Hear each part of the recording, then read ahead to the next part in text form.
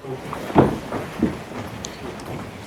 je dis que je vais prendre la parole, le sûrement pas, je vais surtout la laisser à la salle, puisque cette table ronde va être l'occasion pour chacun de poser les questions qu'il n'a pas osé poser jusqu'à présent. Mais je vais commencer par accueillir nos débatteurs, ou ceux qui se font un plaisir de répondre à vos questions complémentaires. Béatrice Kessler est responsable juridique et assurance depuis 2010 chez Spi Batignolles Fondation, mais auparavant elle était déjà en entreprise de fondation. Loïc Laurent a travaillé également en entreprise de fondation pendant près de 9 ans, mais aujourd'hui il est responsable géotechnique auprès de CEREMA Hauts-de-France. Et surtout, il est instructeur de cahier des charges et animateur de la commission EPG, dont on aura l'occasion de parler un peu plus. Jacques Robert est expert chez Arcadis pour la géotechnique et les interactions sol-structure, les tunnels et le management des risques. C'est évidemment l'ancien président du CFMS, je pense qu'on le connaît tous avec cette étiquette. Il a également été président du comité géotechnique de Syntec, membre de la FPS, et Atlas but not Atlas, il participe à la formation des jeunes. Enfin, Moulet-Zeroni, ne cherchez pas sur vos plannings, il nous a fait le plaisir de remplacer quasiment au pied levé Catherine Jacquard qui avait un empêchement personnel. Donc Moulet est ingénieur TP et géotechnicien. Il est référent technique régional chez Fondasol. Et il préside la commission de normalisation, de reconnaissance et d'essais géotechniques. Tout à fait. Il est co-auteur des Fondations et ouvrages en terre édition 2019 et il a également participé à la rédaction d'un texte sur les essais de laboratoire pour la mécanique des sols et la géotechnique. Tout à fait. L'année précédente. Très bien. La façon dont j'imagine les choses, c'est je vais essayer de lancer une première question pour que chacun puisse intervenir sur son domaine.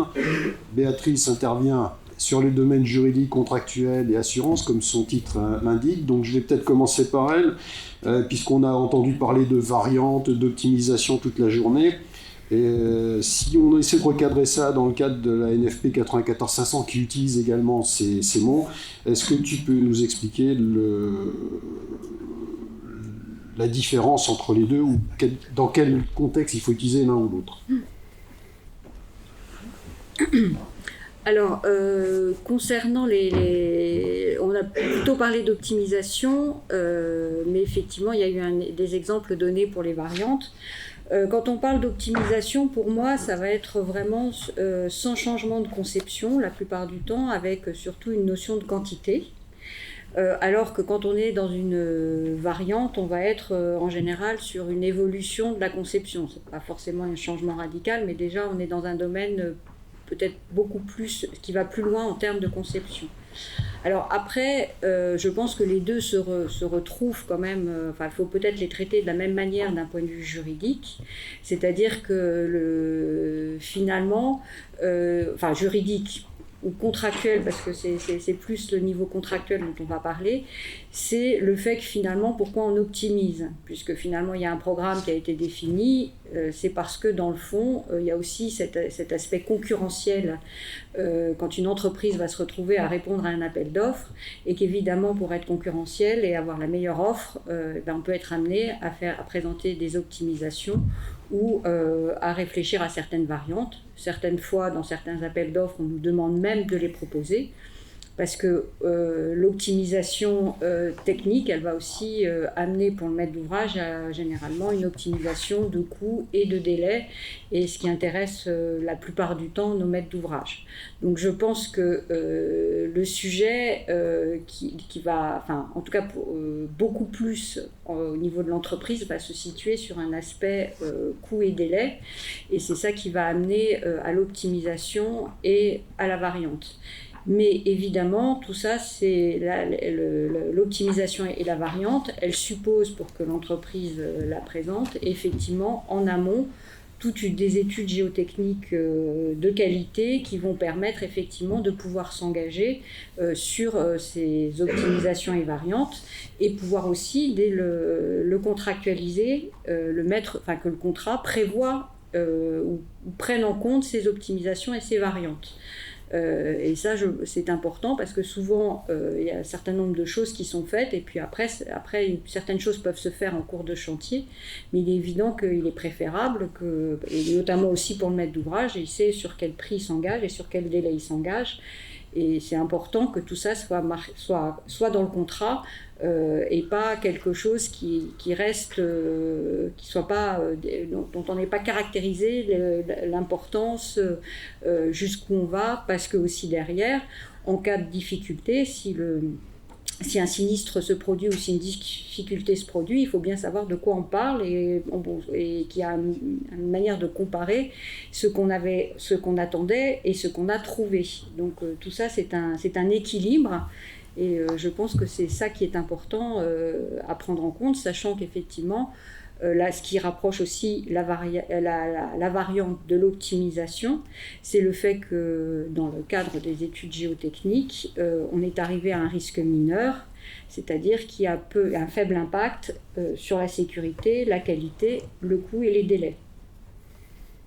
Donc je ne sais pas si je réponds à ta question. À ma question, tout à fait. Est-ce que ça fait réagir quelqu'un dans la salle ? Moi, je vais poursuivre la question. On a vu un exemple tout à l'heure de bot où les termes d'optimisation et de variante ont été utilisés. De ton point de vue, tu considères que de transformer la serrure en 2 arrondis, c'est une variante ou une optimisation ?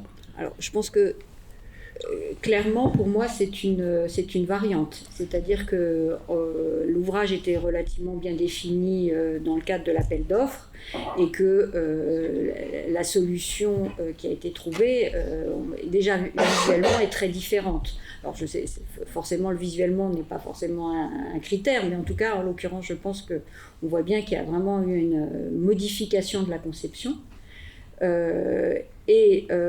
Évidemment, on voit bien aussi que ce qui a poussé le groupement d'entreprises à réaliser et en même temps, c'est une optimisation. C'est-à-dire que malgré tout, on peut considérer que c'est une optimisation, puisqu'ils ont cherché à trouver cette variante pour optimiser le délai. Donc, dans le terme de variante, il y a quand même une notion d'optimisation. Mais ça n'est pas une optimisation, forcément. Moi, je ne connais pas de variante qui ne soit pas une optimisation, parce que je ne vois pas l'intérêt de l'entreprise de proposer une variante qui coûte plus cher ou qui prend plus de délai. Je l'acceptais. Et dans ce cadre-là, en fait, c'est effectivement une variante parce qu'elle a été proposée au niveau de la réponse à l'appel d'offres et elle a donc été contractualisée. Le marché de travaux était sur la base de cette variante. Voilà. Je rajouterais qu'une optimisation, elle peut se faire même sur la solution, on va dire, de base.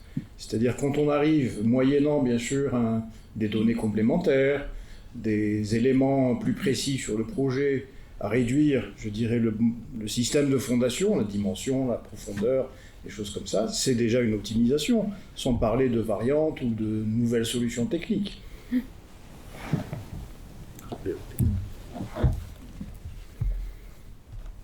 Une question ? Je vais rebondir alors sur ce qu'a dit Sébastien tout à l'heure. Sébastien nous a tendu la perche en disant diminuer les facteurs partiels. Est-ce que ça, c'est pas une façon de dire l'optimisation, c'est forcément prendre des risques supplémentaires ? Qu'est-ce que tu en penses, Jacques ? Eh ben, j'aimerais m'adresser aux assureurs, mais il n'y en a pas ici. Quand moi, en tant que maître d'œuvre, je signe un contrat, dans le contrat, il est dit que je dois respecter toutes les normes, toutes les règles de l'art, etc. Donc si je m'amuse à jouer sur les coefficients, je ne sais pas si je suis encore assuré. Et donc, on peut faire de l'optimisation quand même ? L'optimisation, elle se fait sur d'autres critères qui sont des critères donc, de connaissance, de réduction des incertitudes. Et quand on réduit les incertitudes, effectivement, à ce moment-là, on arrive à optimiser les ouvrages. Et c'est classique, puisque entre l'avant-projet et le projet, on arrive à réduire les incertitudes et en général, on diminue le coût des ouvrages entre le coût à l'avant-projet et le coût au projet. Oui, alors justement, par rapport à ça, le conseil de maîtrise d'œuvre, enfin, je vois que nous, au CRMA, je rebondis sur la présentation de Benoît Nagel, en fait, au CRMA, on est souvent, enfin, en étant État, on n'a pas ces problèmes d'assurance. Et c'est beaucoup plus facile que des bureaux d'études privés de proposer des optimisations, des réparations, peut-être avec un coefficient de 20%, alors que la norme nous demanderait 50%. Est-ce que ça, c'est pas aussi, ça ne peut pas être le rôle d'un maître d'œuvre de proposer des choses, de quelque chose qui est réaliste, qui sort de, qui a été démontré sur d'autres projets, et d'essayer d'encadrer ce sujet-là, de discuter avec le maître d'œuvre et histoire, enfin, de responsabiliser un peu le maître d'ouvrage à la place du maître d'œuvre. Oui, alors là, tout dépend de quel maître d'ouvrage on a en face de soi. Si c'est le maître d'ouvrage lambda qui se dira non sachant, de toute façon, lui, il ne prendra aucun risque et c'est donc le maître d'œuvre qui prendra le risque. S'il est sachant, la discussion peut être différente. C'est-à-dire qu'à ce moment-là, si je fais un projet optimisé avec donc des sécurités plus faibles, il faut que le maître d'ouvrage en soit conscient. Ce n'est pas le maître d'œuvre qui gagne, absolument pas. Il ne gagnera pas d'honoraires supplémentaires ou quoi que ce soit. C'est le maître d'ouvrage qui gagne. Donc gagnant-gagnant, moi je veux bien être gagnant mais pas perdant. Donc je ne veux pas que ce soit le maître d'ouvrage qui soit gagnant et le maître d'œuvre qui soit perdant. Pour cela, il faut que le risque additionnel correspondant à cette optimisation, il soit pris en charge par le maître d'ouvrage. Quand on est au stade, bien sûr, de la conception, quand on est au stade des travaux de la réalisation, c'est différent parce que là, il y a à ce moment-là 3 intervenants et non pas 2. Au maître d'ouvrage et au maître d'œuvre, on additionne l'entreprise. Et alors là, c'est entre les 3 qu'il faut répartir les risques et savoir comment on les répartit. On est presque au sujet suivant. Oui, j'allais dire, moi je préfère parler de chance que de risque, mais le principe est le même, je pense qu'il va falloir le partager également. Mais le sujet suivant, effectivement, l'autre façon de regarder, c'est quand tu dis il faut améliorer, enfin, en réduisant les incertitudes, on peut se permettre de mieux cerner les risques et donc d'accepter des optimisations ou de découvrir des optimisations à un projet. Donc la question, c'est, mais là je vais me tourner vers vous, c'est comment je peux faire en sorte que les reconnaissances suivent le déroulement de ces évolutions positives. Merci, c'est une véritable question piège là, mais bon, je vais essayer. Juste pour revenir sur le thème de réduire les facteurs partiels, enfin la sécurité, bon, j'ai deux petites remarques. Je pense que c'était dans une optique normative. Hein, c'est pas de se décider au coup par coup, tiens, aujourd'hui on va prendre un 25, demain on va prendre un 15, etc.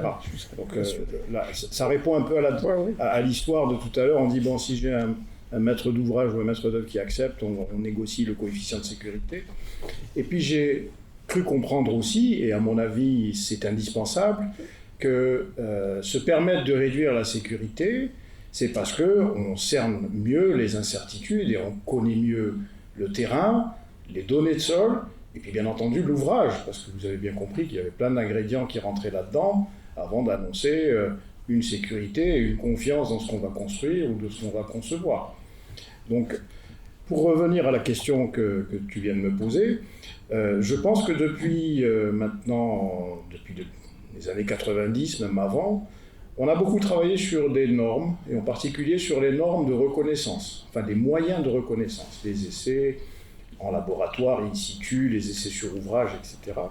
Donc je trouve que ce travail-là a déjà contribué beaucoup à affiner, à mieux préciser les données de sol, la façon de les acquérir, et à donner, certes, un certain standard, c'est-à-dire on ne va pas laisser faire n'importe quoi, d'un prestataire à l'autre, par exemple. Donc ça, c'est déjà un premier élément, je dirais, qui va dans le sens de préciser les données et de réduire l'incertitude, entre guillemets, au moins de la donnée, pas du sol, mais de la donnée. C'est-à-dire de la mesure, lorsqu'on vient mesurer un module pressiométrique, une PL, un C et un phi, déjà de cadrer la méthode, le moyen, l'échantillon, etc., ça permet déjà de mieux cadrer l'incertitude auquel je pourrais, je dirais, prétendre au travers de cette mesure, parce que ça c'est une question qui revient souvent, et on entend souvent des gens dire on m'a donné un essai, je sais pas, triaxial, l'angle de frottement devant, est-ce que je peux le prendre, à ton avis, s'il y a plus ou moins combien? Bon, déjà ça permet d'orienter tout le monde vers le même plus ou moins. Je ne donnerai pas le chiffre, parce que ça va dépendre là du sol, bien entendu, mais au moins sur la partie processus, matériel, métrologie, etc., on essaie de mieux cadrer les choses. Donc ça, c'est un travail qui a été lancé bien avant, je dirais, les normes ISO ou les normes de l'Eurocode.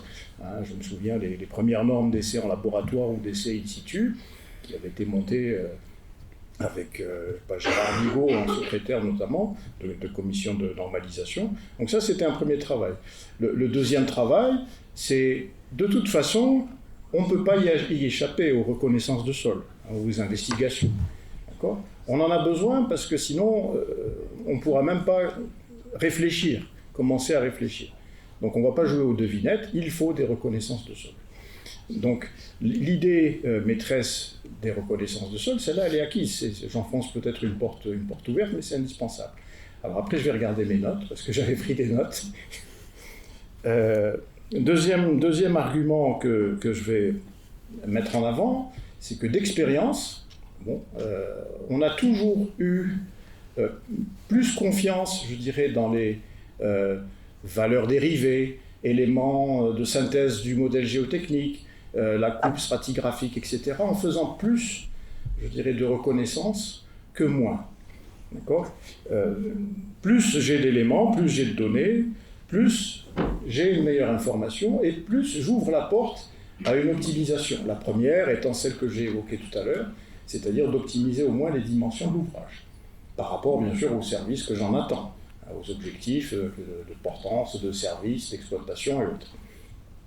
L'autre élément que je mettrai en avant, alors les reconnaissances, on comprend souvent que la reconnaissance c'est de venir faire des mesures dans le sol et de repartir du site après, mais il y a quelque chose qui va avec et qui est indispensable, c'est qu'il y a des moyens de reconnaître, les sondeuses, les machines, les prélèvements, les labos, etc. Mais il y a aussi une ingénierie qui est associée à ça. C'est-à-dire qu'on ne peut pas faire uniquement des reconnaissances sans y associer une ingénierie. Alors, c'est une ingénierie peut-être un peu particulière, des reconnaissances. Mais elle est obligée, je dirais, cette ingénierie, de faire le lien avec l'ouvrage, avec sa conception, avec éventuellement son mode d'exécution, avec tout ce qui va tourner autour de l'ouvrage, parce qu'on regarde beaucoup l'ouvrage, mais il y a tout ce qui tourne autour, ce qu'on qualifie communément de zone d'influence géotechnique.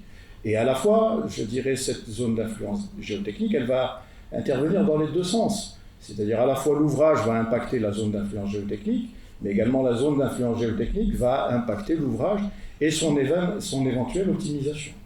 Donc les reconnaissances géotechniques vont permettre un peu de répondre à cette question-là. Si j'en fais pas, voire si j'en fais pas même au-delà de l'emprise de l'ouvrage, du projet, eh ben on va se retrouver avec des situations comme celle qu'avait décrite Benoît tout à l'heure, avec des glissements qui ont entraîné la grange ou la maison d'à côté, etc.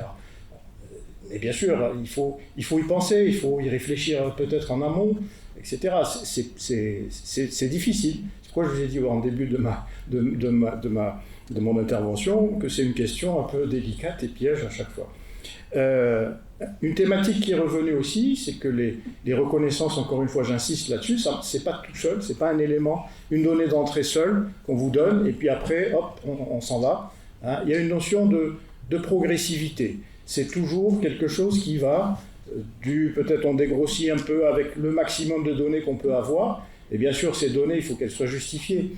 Hein, un bureau d'études de sol qui va proposer un programme de reconnaissance avec des fondations, avec des profondeurs qui descendent, je ne sais pas, très profondément alors que l'ouvrage est simple, le client il ne va pas accepter de payer ça.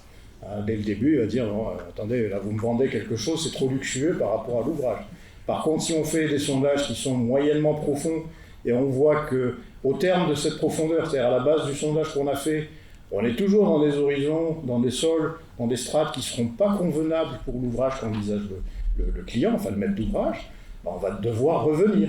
Donc on va devoir progresser dans la connaissance du sol, dans la connaissance des ouvrages. Donc il y a cette notion de progressivité qui est d'ailleurs bien décrite dans le cadre de la norme P94-500, hein, qui donne à la fois, je dirais, ce cadre et en même temps un canevas pour faire les études progressivement. Alors après, on espère en avoir fait le plus en amont, et puis uniquement avoir à affiner, à compléter certaines rubriques, certains maillons, je dirais, de ce processus pour reconnaître les terrains, leurs caractéristiques, et bien entendu réduire les incertitudes qui y sont associées. Il y a aussi une autre notion qui va aller avec les investigations, les reconnaissances, c'est l'interactivité, c'est-à-dire on va pas être tout seul, je dirais, à décider. On a parlé d'intervenants dans le projet, dans la conception, dans l'exécution. Alors l'exécution, peut-être c'est un peu tôt parce que ça vient après, mais les concepteurs savent déjà, a priori, quelles techniques d'exécution vont être envisagées, même si ce sont des techniques classiques normalisées, en attendant, bien sûr, et en ouvrant la porte et en permettant d'éventuelles, ce qu'on appelait tout à l'heure des variantes ou des solutions optimisées, justement pour permettre cette optimisation-là. Donc, progressivité et interactivité avec les autres, je dirais, concepteurs du projet. En premier lieu, bien sûr, le maître d'œuvre, et puis éventuellement les bureaux d'études de structure qui vont dire non, cette solution, c'est pas la peine, on ne pourra pas l'envisager, celle-ci, oui, c'est bon, mais là, ça me conduit à des fondations qui sont trop larges, qui sont irréalisables, etc., etc. Enfin, je pense qu'il y a pas mal de spécialistes dans la salle qui connaissent peut-être même beaucoup mieux que moi ce dont j'essaie de parler. Alors, je dirais en fait que les investigations et l'ingénierie géotechnique s'associent pour justement ouvrir la porte à des optimisations et pour atteindre effectivement ces objectifs qu'on a entendus à chaque fois, de coût, délai, qualité. Et puis même sur la fin de la présentation de Sébastien, j'avais entendu bilan carbone, environnement, etc. Voilà, c'est un peu l'idée maîtresse. Alors il y a des outils, et les outils se modernisent de plus en plus. Je vous ai parlé des outils normalisés. La norme, ça a tendance plutôt à, je dirais, à mettre noir sur blanc, à formaliser des procédés, des standards qui sont réalisés depuis longtemps. Quand on parle du SPT, par exemple, c'est un moyen de reconnaissance qui existe depuis des dizaines, voire depuis très très longtemps. Mais il y a quand même des techniques ou des façons de traiter les données en particulier qui se mettent en place avec des outils modernes, avec des outils qui sont très accessibles maintenant, et on en a entendu parler tout à l'heure. C'est en particulier l'exploitation, je dirais, des fonds documentaires, des fonds de données, des éventuels bureaux d'études, des éventuels services d'État, du CEREMA ou des bureaux d'études privés, qui mettent en place, comme chez Fondasol par exemple, on a mis en place des outils maintenant qui font du traitement de données, du big data, du data mining, pour commencer déjà à aider et à encourager, je dirais, ces reconnaissances, à les orienter. Donc je dirais, on optimise non seulement l'ouvrage, mais on optimise également les reconnaissances. Parce que ça aussi, ça permet aussi d'aller plus rapidement, sans perdre trop de temps, sans trop de moyens financiers, par exemple. On fait des essais, on fait des sondages, mais qui ne servent à rien, ou qui sont à côté, ou qui sont... Voilà ce que j'avais à dire. Je ne sais pas si ça vous suscite quelques réactions. On est à votre disposition. Mais je voudrais juste rajouter une chose, c'est que effectivement le point le plus important dans les investigations, c'est la progressivité. De même qu'en étude, on commence par faire une étude générale, avant-projet, projet et la consultation des entreprises. Pour les investigations, c'est rigoureusement pareil. On commence par dégrossir et après on affine et on va faire des investigations beaucoup plus importantes dans les zones où on saura qu'il y a des incertitudes importantes. Et donc, on optimise le coût final des investigations grâce à cette progressivité. Alors qu'on a en face de soi, la plupart du temps, un maître d'ouvrage qui dit « Venez faire des investigations, vous les faites, et après, on ne veut plus en entendre parler. » Alors, il faut lui expliquer qu'effectivement, si on fait cela, ça lui reviendra beaucoup plus cher, soit en termes d'investigations qui seront différées, soit en termes de risques qu'il aura pris au niveau de la conception de l'ouvrage. Ou de coût d'ouvrage. Alors j'ai peut-être un petit focus aussi, c'est pas oublier la G1 et essayer de la faire. Enfin, on a beaucoup d'informations bibliographiques sans faire de sondage avant même d'avoir mis les pieds sur les chantiers ou sur les projets. On a la BSS, on a des données qui sont propres au maître d'ouvrage. On a vu EDF qui nous a présenté ses tassements. Il avait aussi, on dirait, une grosse base de données d'essais pressiométriques et autres. Donc tous ces éléments, c'est aussi très précieux pour monter justement ce programme de reconnaissance en phase G2 AVP. Tout à fait. Alors, j'ai bien compris que plus on avance, plus on va accumuler de données. Donc, pour faire plaisir à Roger, meilleure sera la valeur caractéristique. Donc, il est naturel que valeur dérivée, valeur caractéristique évoluent. Et c'est pas pour autant qu'on joue sur la sécurité en faisant ça. On réduit simplement les incertitudes. Et si j'ai bien compris, on maîtrise d'autant mieux les risques. Donc, on est tout à fait dans l'adéquation par rapport à ce qu'on peut attendre de nous. Mais j'ai une question à poser. Lorsqu'on a des interlocuteurs différents qui interviennent, faut-il dire que c'est le dernier qui intervient qui a plus raison que le premier, puisqu'il connaît mieux le projet que les précédents? Je ne sais pas si quelqu'un veut réagir là, sur le sujet. Non, en fait... Les intervenants dans les reconnaissances, tu veux Oui. dire, c'est ça? Ah, dans les reconnaissances.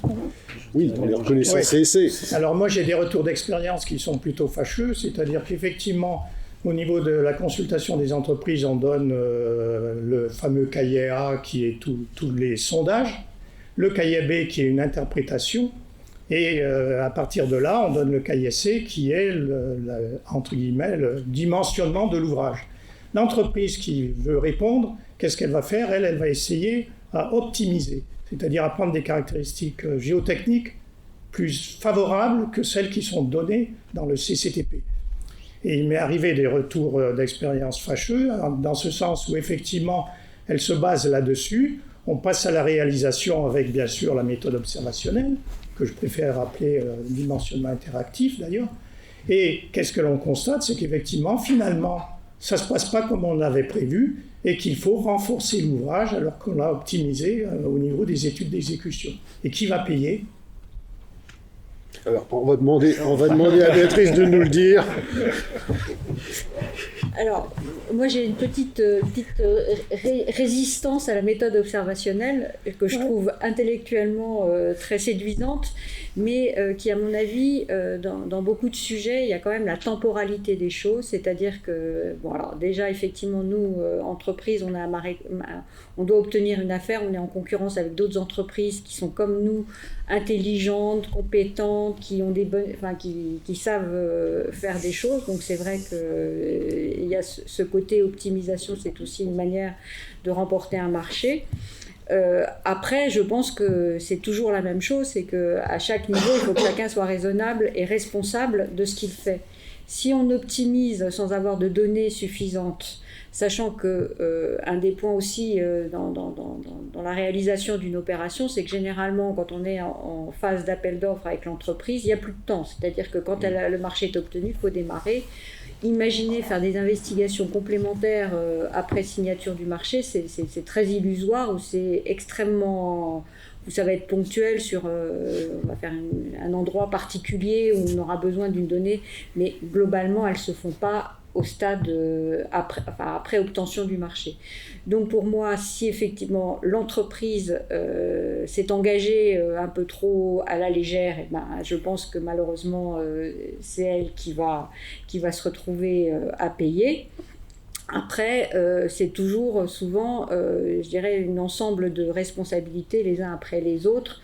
Peut-être un maître d'ouvrage qui aura lui-même, avec sa maîtrise d'œuvre, forcée, parce que les fondations, ça ne se voit pas, ça coûte cher. Donc, on pousse, on a vu des sujets, on a un dossier avec Jean-Paul qui est, à mon avis, tout à fait de cet ordre-là, où tout le monde a poussé à l'optimisation. Et puis après, parfois, les choses ne se déroulent pas comme il faut. Et à ce moment-là, on en arrive quand même à un partage de responsabilités parce que ce n'est pas la faute d'un seul des intervenants. Et souvent, ce qui est un petit peu dommage, c'est que le maître d'ouvrage, dans certains cas, fait partie des gens qui ont été dans la démarche pour l'optimisation. Et lui, en général, s'en sort plutôt à bon compte. Donc, c'est l'instigateur, mais il n'est pas puni. Très bien, mais puisqu'on est sur les variantes, on va peut-être enchaîner sur un cas particulier de variante. Et j'ai entendu ce matin quelqu'un qui posait la question en disant « Mais à Toulouse, est-ce que je peux appliquer un cahier des charges ?» Moi, cahier des charges, ça me fait penser à EPG. Tu nous dis en quoi consistent les EPG, Loïc ? Oui, merci Jean-Paul en tout cas de me laisser l'opportunité de présenter les EPG. Oui. Donc c'est une commission qui a été montée en 2016 à l'initiative du COPREC, de certaines personnes du COPREC qui ont voulu essayer d'organiser toute l'évaluation des cahiers des charges particuliers des entreprises. Donc elles sont venues chercher l'ISTAR, maintenant l'UGE, et le CEREMA pour monter cette commission. Donc c'est une commission où on est une vingtaine de personnes avec plusieurs syndicats et commissions. Donc a priori il y a beaucoup de syndicats qui sont représentés, l'USG, Syntec, mais aussi la CNJOG, CNETG. Il y a le SOFONS qui est aussi beaucoup représenté. Donc l'objectif, c'est pendant les premières années, ça a été aussi de se mettre d'accord sur un cahier des charges pour analyser des différents procédés de fondation. Donc je vise notamment, les cahiers des charges les plus significatifs, ça porte notamment sur les biotypes 3 avec un télescope et aussi beaucoup sur les inclusions, tout ce qui est renforcement de sol. Donc voilà, avec cette commission d'une vingtaine de personnes, on s'est mis d'accord sur un cadre pour permettre d'optimiser ces fondations, quels sont les essais qu'il faut faire pour pouvoir mettre à égalité, pour pouvoir comparer des cahiers des charges et aussi se permettre d'avoir une certaine robustesse dans les choix qui sont faits d'optimisation. Donc là, pour répondre à la question peut-être des molasses de Toulouse, c'est vrai que là, dans le cadre du cahier des charges, on a défini une quinzaine ou une vingtaine d'essais qui sont nécessaires de faire pour faire des essais de chargement pour pouvoir prétendre à la fin à un dimensionnement. Et par rapport à ça, à ce sujet-là, je pense que faut pas oublier aussi le rôle du maître d'œuvre là-dessus. C'est-à-dire que le maître d'œuvre, quand il reçoit un cahier des charges, il doit s'assurer que le cahier des charges couvre les données, couvre son projet.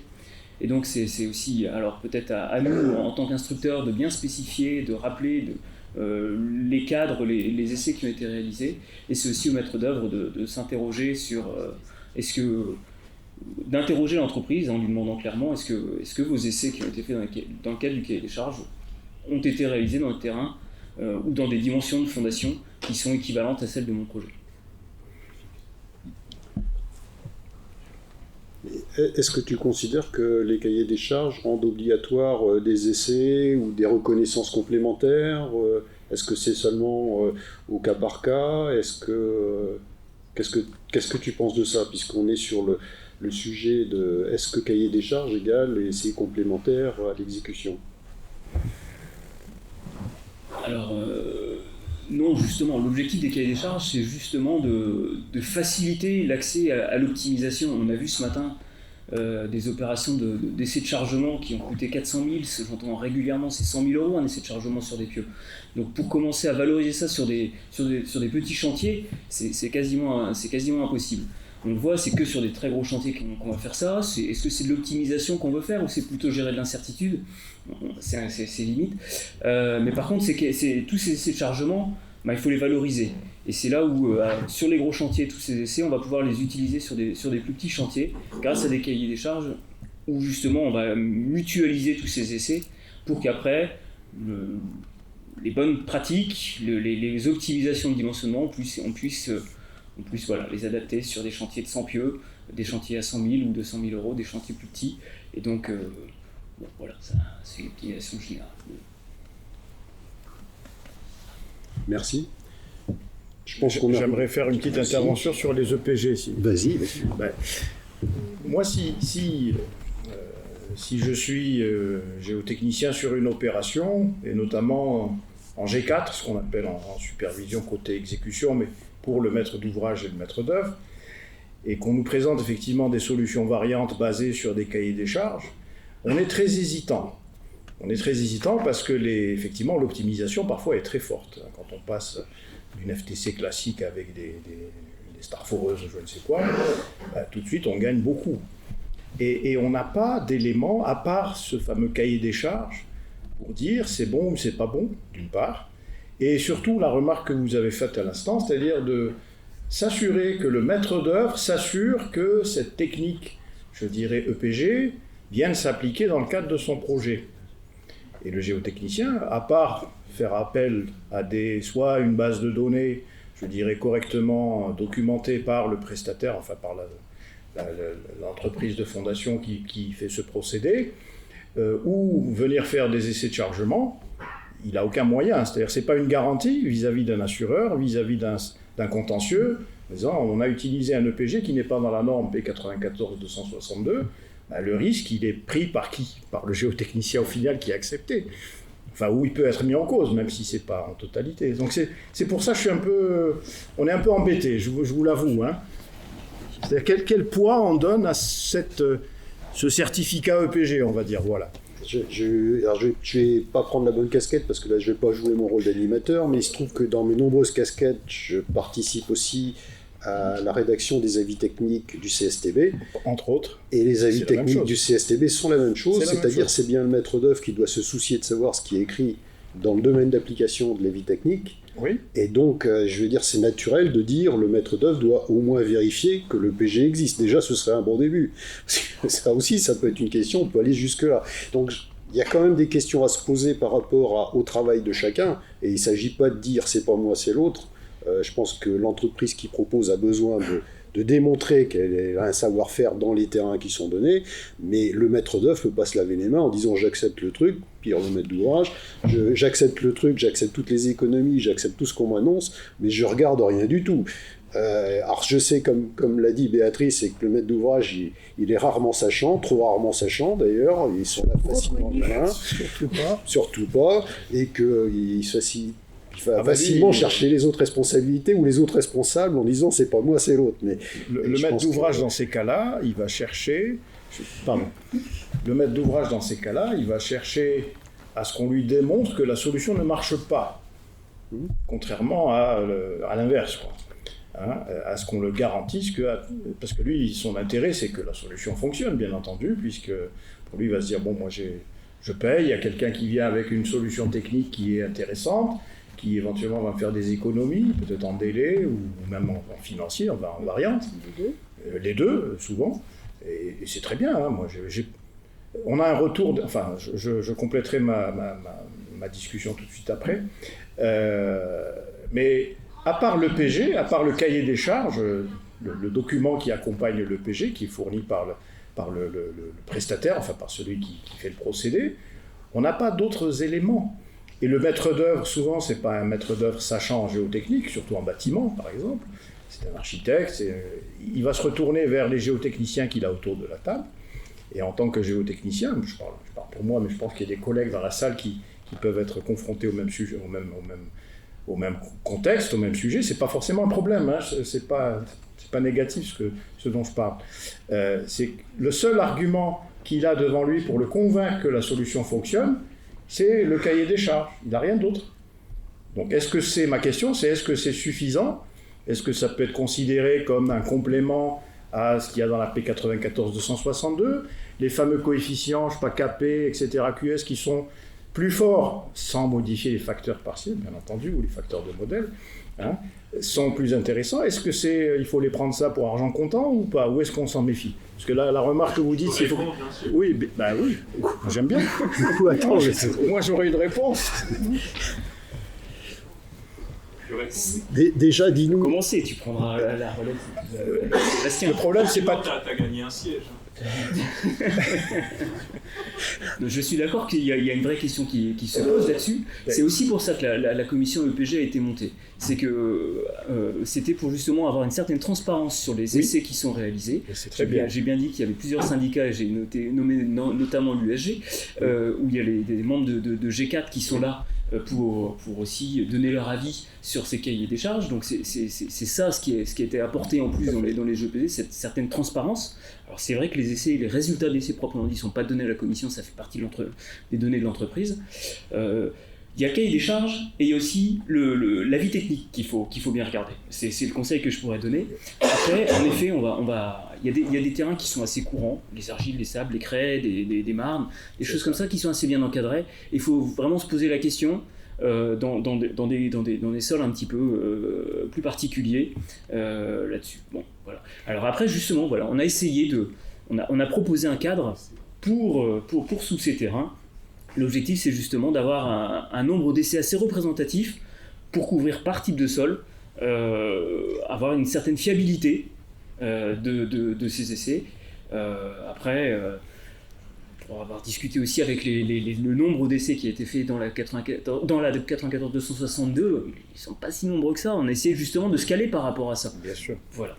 Donc voilà, je n'ai pas de réponse toute faite. On est bien conscient. On essaie d'améliorer avec les EPG cette situation, et je peux qu'aujourd'hui conseiller les maîtres d'œuvre de, en effet, un peu questionner là-dessus les entreprises. Juste pour compléter mon propos tout à l'heure, parce que j'avais dit j'avais un complément à mettre à la discussion. Effectivement, l'USG et Syntec Ingénierie on a des membres dans la commission EPG. Et quand il y a une nouvelle technique qui sort ou une mise à jour, d'un procédé, on pose la question aux membres de l'USG. Bon, on a très peu de réponses, voire zéro. C'est dommage, mais c'est comme ça. Est-ce que vous avez eu des soucis avec telle technique ? Contentieux, ça n'a pas passé, ça n'a pas marché, etc. Donc on essaie quand même de compléter la base de données, alors pas d'essais, mais peut-être de contentieux éventuellement, de manière à voir effectivement le REX, les retours d'expérience sur certaines techniques. Bon, entre nous, moi sur certains de mes projets, on a fait passer, bien sûr, on nous a proposé effectivement en variante des techniques de fondation ou d'inclusion rigide, un peu, effectivement, qui font l'objet d'EPG, c'est-à-dire qui ne sont pas nommés dans les normes de justification des ouvrages, et on les a fait passer, quoi. Mais bien sûr, on a quand même essayé de creuser, est-ce que les terrains s'y prêtent, est-ce que la tarière va passer, on se pose ces questions-là pour le compte du maître d'œuvre, même quand il n'est pas sachant, parce qu'on sait que nous, on sera aussi impliqués là-dedans. Voilà. Ça te convient ? Tu voulais ajouter quelque chose, Sébastien ? Mais après, c'est pas... Ça marche ou c'est pas rouge ? Non. C'est rouge. Ça marche. Enfin, c'est pas... On n'a pas essayé. Enfin, je pense les cahiers des charges qui sortent de la commission PG, ils sont aussi fiables, et je dirais même pour certains, je ne vais pas citer les entreprises, mais plus fiables que ce qu'il y a dans la norme 94. Que certaines techniques classiques. Ça, je le reconnais. Je veux dire, calculer un pied battu absolument avec la norme 9262, à mon avis, c'est plus dangereux qu'utiliser beaucoup de cahiers de charges PG. Absolument.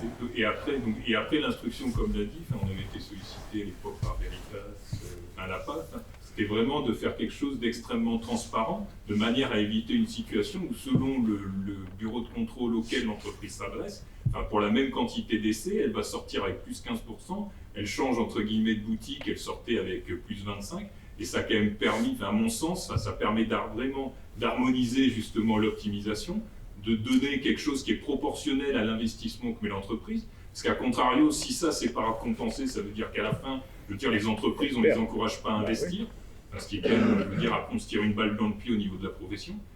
Et donc, c'est véritablement dans cet esprit-là. Et après, comme effectivement on manque de représentants de l'USG, Moulay, tu as gagné une place. On ferait un siège. Non, mais encore une fois, c'est pour savoir, pour titiller effectivement les éventuels conflits qu'on a. Alors, lorsqu'on est côté G3, c'est encore pire. J'ai parlé G4, mais souvent on se retrouve côté G3, c'est-à-dire côté entreprise, à essayer d'appuyer, je dirais, la solution optimisée.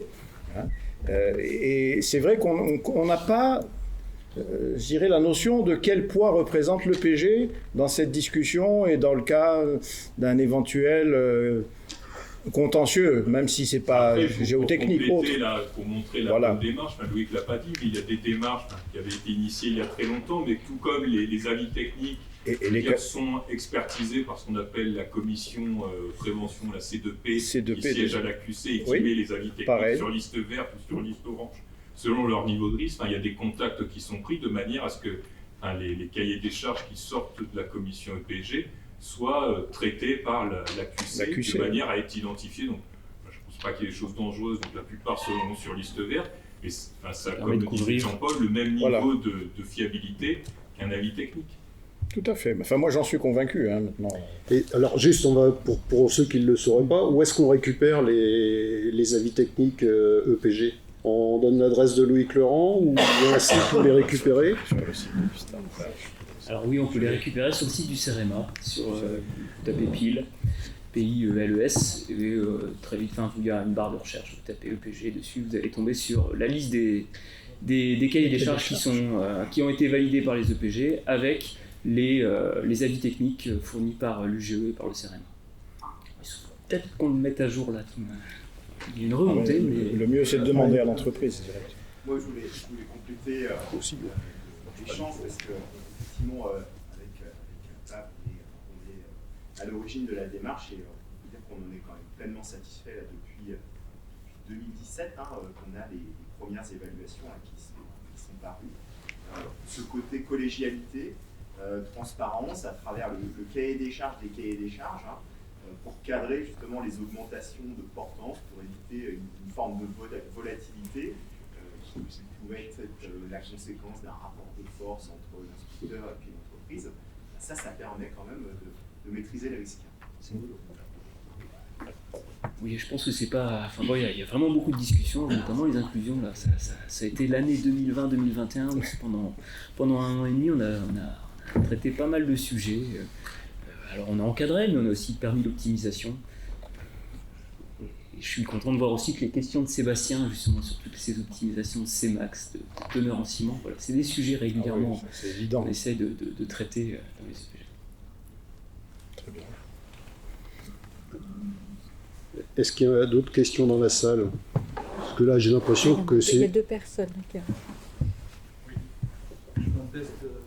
On va serrer de ce micro. Je crois qu'il y a que celui-là qui... Oui, merci.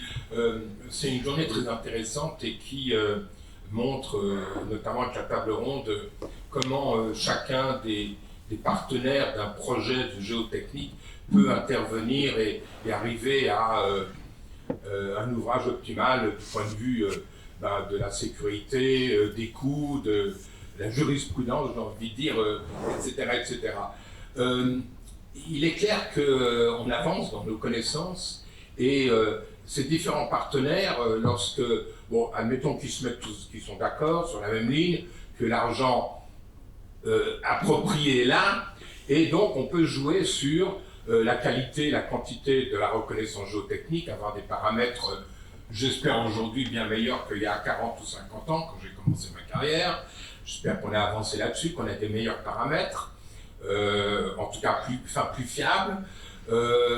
Si je regarde complètement à l'autre bout, les procédés d'exécution, la manière dont les travaux sont faits, en rejoignant la phrase générale que nous a donnée Sébastien sur l'importance de la reconnaissance et sur l'importance de la qualité des travaux, il y a toute une chaîne comme ça, et si toutes les choses se passent bien, sur tous ces points-là, on s'est amélioré. Il y a une question cependant qui me semble absente du débat aujourd'hui, et en fait qui est quelque chose sur laquelle on n'a pas la main. Tous ces partenaires n'ont pas trop la main, c'est purement et simplement les méthodes ou les modèles de calcul. Alors évidemment, pour un projet donné, on peut décider, est-ce qu'on va, pour revenir à des trucs évoqués aujourd'hui, on peut décider qu'on va prendre une méthode cosmétrique simple, on va passer aux éléments finis, ou encore mieux, on va faire intervenir de l'interaction seule structure. J'essaie de faire une synthèse de la journée sur les méthodes ou les modèles de calcul. Mais chacun de ces modèles, quelque part, on en est prisonnier, c'est-à-dire que personne ne peut aujourd'hui remettre en question est-ce que la méthode au module de réaction pour prendre des soutènements, c'est une bonne méthode de calcul? Est-ce qu'il faut continuer à l'appliquer telle qu'elle, même si je m'amuse à réviser les coefficients de sécurité, alors que j'ai des paramètres qui sont bien plus fiables qu'avant? Est-ce que la formule de Terzaghi, pour la capacité portante, pour ceux qui veulent l'utiliser, je dois l'utiliser aujourd'hui comme je l'utilisais avec les C' et les Φ' d'il y a, je peux se dire 100 ans? Là, il me semble qu'il y a on a de plus en plus d'outils, les éléments finis ou les différences finies, l'interaction seule structure, etc. Mais je me demande si on se pose finalement cette question de l'évolution de ces modèles, de ces méthodes de calcul avec notre meilleure connaissance des paramètres. J'ai l'impression que ce lien-là n'est pas... on a du mal dans les partenaires d'un projet, on a du mal à jouer dessus. Vous voyez, on arrive à jouer sur les autres choses, la reconnaissance, je vais me répéter, sur comment les travaux sont exécutés, on applique les dernières normes les plus idoines, on a les coefficients de sécurité, ceux qui sont le QTCH au plus proche, etc. Mais sur la méthode ou les modèles de calcul eux-mêmes. J'ai l'impression que c'est le truc sur lequel on ne peut pas jouer aujourd'hui, finalement, à part le choix que je donnerais. C'est pas clair ce que je Est-ce viens de dire. que, si, mais est-ce que tu veux dire quelque chose tu veux Pardon? Non, c'est pour lui. On a un peu de latitude sur les ouvrages Non, mais en réparation, les ouvrages de catégorie 3. je pense que Sébastien avait répondu à la question en disant que toutes les méthodes de calcul sont sur le même plan. Mais il est évident que certaines méthodes de calcul sont plus fines que d'autres et permettent d'obtenir des résultats plus fins que des méthodes grossières. Donc en ce sens, mais est-ce que c'est une optimisation ou est-ce que c'est simplement le fait qu'une méthode par nature elle est plus précise qu'une autre? C'est pas tout à fait la même chose. Alors, qu'est-ce qu'on veut mettre derrière optimisation? Si c'est simplement baisser les quantités, oui, toute méthode de calcul qui permet d'être plus fin dans le calcul va donner une optimisation. Mais c'est pas tout à fait de l'esprit, ou en tout cas c'est pas comme ça que j'avais entendu optimisation. Jouer sur les méthodes de calcul pour diminuer les quantités, c'est un débat philosophique. Hein. Est-ce que c'en est une? On a cité la méthode observationnelle. La méthode observationnelle est sur le papier la meilleure des méthodes parce que c'est celle qui va nous donner le coefficient. Enfin, elle est construite sur le coefficient de sécurité qu'on souhaite, donc on ne peut pas faire mieux. Et toutes les autres, finalement, ont des coefficients de sécurité qui sont plus ou moins cachés, mais supérieurs. Enfin, quand je dis cachés, on ne sait pas de combien, mais ils sont au moins égaux à celle de la méthode observationnelle. On espère. On espère, de toute façon, après on se retrouve avec Béatrice autour de la table et puis on discute de qui est responsable et comment on se partage la responsabilité. Mais sur le principe, c'est ça. Mais est-ce qu'on est en train de parler là d'optimisation en étant plus fin dans le calcul ou c'est la façon de faire? Je ne suis pas sûr. Ouais. J'ai plus confiance dans réduire les incertitudes, ça s'applique avec toutes les méthodes. Voilà. Ça, c'est une certitude. Jouer sur le coefficient de sécurité ou jouer sur la méthode, est-ce que c'est de l'optimisation ou pas? Je pense que non. Je pense que c'est changer les règles de calcul. C'est un avis personnel. Moulay, il avait dit, mais ce que je voulais dire dans mon propos, c'était collectif, hein, c'était pas une optimisation projet. On est dans... Non, moi j'entends bien. Il faut se poser, enfin je reprends, mais sur les pieux, je veux dire, on met une sécurité, enfin, comme je l'ai présenté, il y a des sécurités qu'on met, je sais même pas si vous savez, c'est au moins jeune, Roger, mais... Enfin, je sais, non mais les sécurités qu'on met sur les pieux, on a une justification physique du pourquoi, du comment, notamment par rapport à la charge de feuillage, mais effectivement. Enfin, il y a des choses qui ont été décrétées, on a presque perdu la mémoire de ce qu'on a fait. Je veux dire, dans la mesure où on n'a pas de désordre, moi c'est mon point de vue, et dans la mesure où les méthodes de calcul de déplacement, dire quoi qu'on analyse, à mon avis, sont plus fiables maintenant que ce qu'elles étaient il y a 40 ans. Je veux dire, c'est très facile de faire du calcul en déplacement, on peut faire énormément d'études paramétriques, ça fiabilise grandement les approches, et donc de manière collective, après on peut effectivement décider que le coefficient, on le fait diminuer marginalement, et je trouve que ça fait faire quand même collectivement un progrès au domaine, et par ailleurs ça montre d'un autre angle que le domaine n'est pas sclérosé, parce que dire qu'on a un domaine dans lequel on met un 5 depuis 60 ans, et qu'on ne sait plus pourquoi, et qu'on va le garder pendant les 50 prochaines années, je ne suis pas sûr que ce soit très bien pour valoriser la profession. Donc voilà sur cet aspect. Je vais le faire parce que c'est pas lui qui va le dire, mais c'est un appel au peuple parce que la CNJOC se pose la question de mettre à jour les normes d'application numérique. Donc si vous êtes pour réduire les facteurs partiels, ou si au contraire vous êtes contre, c'est le moment où jamais vous manifestez dans l'année qui vient. On peut faire un vote, ça se passe pas comme ça en commission. Pardon ? Non, j'invite à venir discuter. J'ai pas dit qu'on votait, j'ai dit qu'on invitait à venir discuter. Enfin, toujours sur le thème des méthodes de calcul et éventuellement de les faire évoluer, je pense que la seule façon qui permet justement de valider l'évolution, c'est de la validation expérimentale. Hein, même au travers de le bâtiment, il ne s'est pas fissuré, il se comporte bien, c'est une validation expérimentale. La méthode observationnelle aussi, c'est une validation expérimentale. Mais il faut le faire en prenant le risque que ça ne marche pas. Sauf à le faire dans des laboratoires ou dans des modèles expérimentaux maîtrisés, des choses comme ça. Mais c'est la seule façon que je vois, moi, pour valider je sais pas, un changement dans la méthode ou un CFI ou autre chose. Il y a les ouvrages sinistrés, et bien analyser les ouvrages sinistrés, c'est ce que je viens de dire, c'est une expérience aussi. C'est ça. EDF nous a donné un autre exemple de non-sinistre, et où pourtant il y a beaucoup à apprendre, beaucoup à retenir. Par exemple. Donc il n'y a pas que les sinistres. Mais il a été observé. Il a été observé. Peut-être le suivi des ouvrages. Est-ce qu'il y a d'autres questions? Tout à l'heure, il y avait une main qui était levée, paraît-il. C'était moi. Mais en fait, j'avais une question sur le niveau de transparence demandé dans les EPG. Qu'est-ce que vous pouvez décrire transparence? Comment ça se fait? Attends, il vient de repartir le micro. J'avais juste une question sur le niveau de transparence demandé sur les procédures souhaitées pour harmoniser toutes les méthodes de réalisation. Chaque entreprise voulant garder.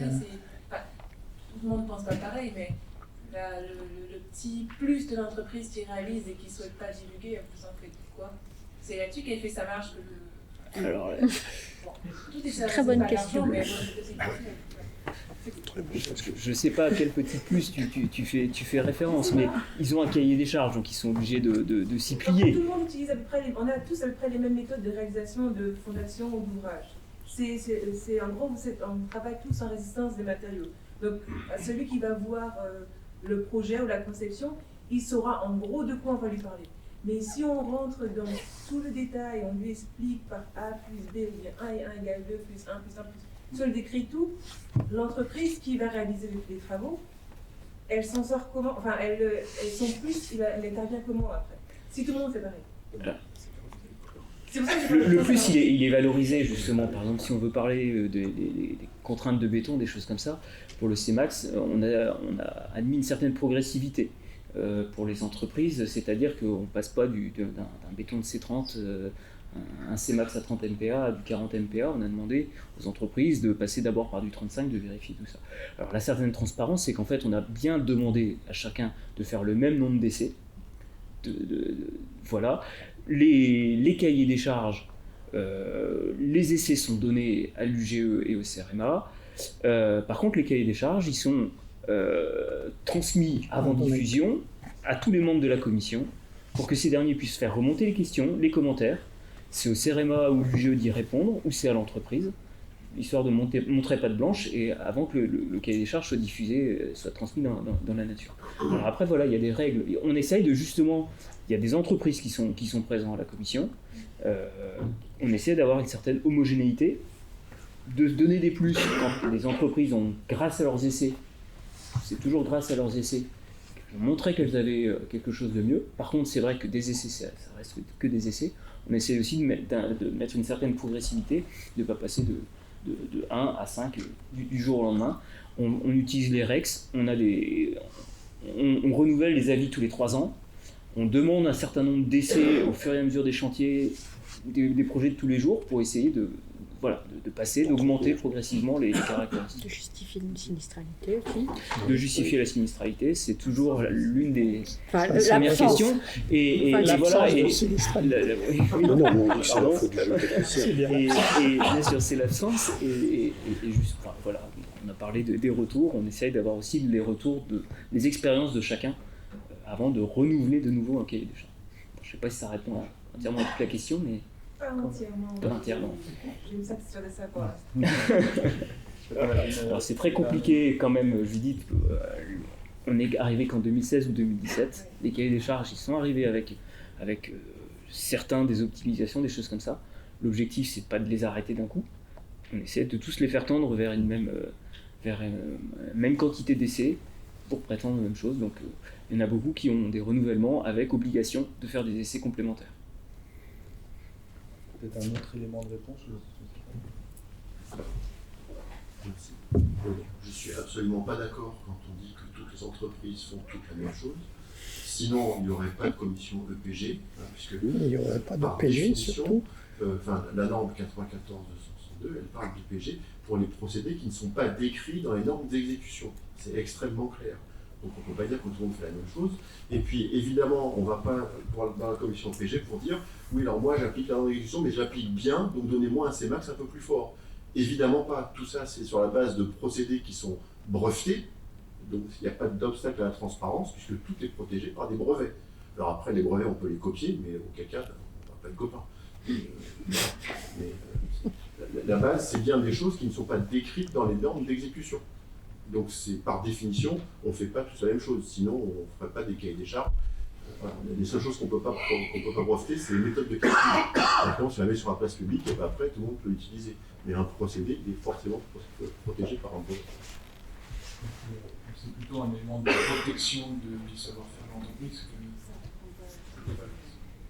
pense. Tu veux réagir? Merci. Je pense qu'on va te laisser la parole, Maxime, parce que là, je vois que le temps est bien écoulé. Il est 6h15. On devait terminer à 6h15. Donc là, c'est pas ça. Ah, bon, bah, c'est bien. Merci à tous d'avoir répondu présent pour cette table ronde. J'espère que la journée vous aura intéressé. Pour ma part, je suis, avec les retours qu'on s'est fait les uns les autres, on est plutôt satisfait de vous voir quand même relativement nombreux. Et puis on a trouvé les interventions très très pertinentes. Et donc merci à tous les intervenants, au organisateur de la table ronde, à Jean-Paul qui l'a nommé. Et puis aussi merci une nouvelle fois à l'Université Gustave Eiffel qui nous accueille et qui permet aussi d'avoir des échanges avec des personnes du milieu universitaire, peut-être un peu plus ici que lorsqu'on se revoit sur Paris, sur d'autres lieux.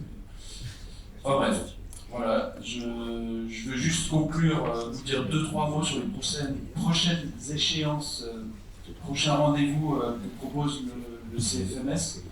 On avait un printemps plutôt chargé en contenu technique.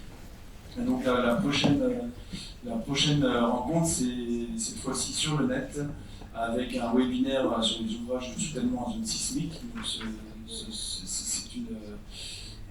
un contenu qu'on propose en deux parties, en distinguant des ouvrages plutôt rigides et puis ensuite des ouvrages plutôt souples. Je pense que c'est à peu près la distinction qui est faite entre les deux parties, plus ou moins. Ensuite, on a une intervention sur les géostructures énergétiques en juin prochain. Ici, il manque également, je crois, la journée sur le... pardon, ça c'est les webinaires. Donc les webinaires, voilà. Les prochains webinaires jusqu'en juin, donc avec également un rendez-vous qu'on retrouve tous les 6 mois maintenant sur les interventions de jeunes chercheurs qui présentent l'avancée de leurs travaux en cours. Donc quelque chose qui est fait par les doctorants. Voilà. Prochaine réunion, prochaine journée technique et scientifique, telle qu'aujourd'hui, ce sera sur le sujet des rabattements de nappes, restitution du groupe de travail sur les rabattements de nappes. C'est un groupe qui est piloté par Catherine Jacquard. Et donc on se donne rendez-vous le 12 mai, même heure, même lieu. Voilà, pour la restitution de ce groupe de travail avec un programme qui vient tout juste d'être monté et sur lequel on communiquera assez rapidement. Et puis voilà, notez que l'AG du CFMS c'est également le 1er juin 2022, à l'UGE également, avec le matin la restitution du groupe de travail sur la modélisation numérique, donc voilà, qui était groupe animé par, je crois, Sébastien et Fad. Voilà. Bon, je crois que je vous ai fait passer pas mal de messages. Je vous remercie tous d'être venus. Je vous souhaite un bon retour. Nicolas, peut-être. Petit mot pour vous rappeler que normalement vous commencez à vous inscrire pour les JNGG. A priori, je pense que les inscriptions sont ouvertes. Les JNGG sont ouvertes. Le concours photo pour y participer, ça finit cette semaine, donc demain. Oui, tout à fait. Et proposez vos candidatures pour le Conseil et la CST également, c'est en ce moment. Voilà. Et n'oubliez pas de répondre à l'appel à cotisation 2022 du CFMS. Oui. Donc son hiérarchie, il y a la cotisation, il y a le concours photo pour demain, et on peut attendre la semaine prochaine pour s'inscrire sur les GNGG de Lyon. Bon retour à tous. Merci.